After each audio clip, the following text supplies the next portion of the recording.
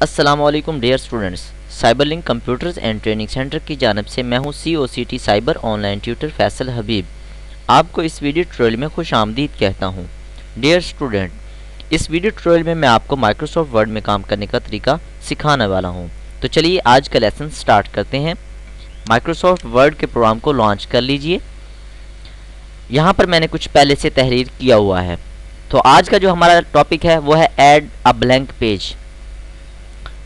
جب ہم کچھ پیجز پر لکھ رہے ہوتے ہیں تو ہمیں بعض اوقات خالی پیج کی بھی ضرورت پڑتی ہے، جیسا کہ یہاں پر ہمارے پاس اتنی ہی تحریر ٹائپ ہے۔ میں اگر اسے یہاں پر زوم آؤٹ کے بٹن پر میں نے کلک کیا تو میں آپ کو پیج پورا ویو دکھا رہا ہوں، یہ دیکھیے۔ تو یہاں پر ہمیں پورا پیج ویو نظر آ رہا ہے۔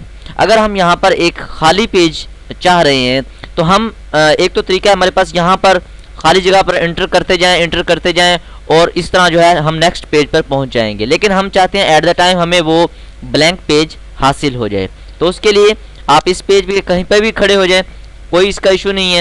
آپ انسرٹ کے مینیو پر کلک کیجئے، یہاں پر دوسرا آپشن ہے انسرٹ کے مینیو میں نیچے دیکھیے بلینک پیج کا چھوٹا تھا آئیکن یہاں پر موجود ہے۔ آپ اس بلینک پیج پہ کلک کریں گے تو آٹومیٹک جو ہے وہ پیج ہمارے پاس ایڈ ہو جائے گا۔ لیکن یہاں پر ایک چیز دیکھیے کہ جہاں پر ہمارا کرسر تھا وہ نیکسٹ پیج پر منتقل ہو چکا ہے، جو کہ اس سے اگلی تحریر تھی۔ میں اسے کنٹرول Z کرتا ہوں، واپسی کرتا ہوں اور میں اس پیج کے آخر پہ آتا ہوں۔ دیکھیے آخر میں تو ہمارے پاس کوئی تحریر موجود نہیں ہے۔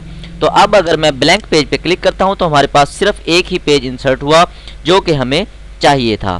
امید کرتا ہوں ایڈ بلینک پیج کا یہ آپ کو آپشن سمجھ آ چکا ہوگا۔ اس ویڈیو ٹیوٹوریل کو بار بار دیکھیں گے تو آپ کو مزید بہتر طریقے سے سمجھ آ جائے گی۔ تب ملتے ہیں نیکسٹ ٹیوٹوریل میں، تب تک کے لیے دیجیے اجازت، دعاؤں میں یاد رکھیے گا۔ اللہ حافظ۔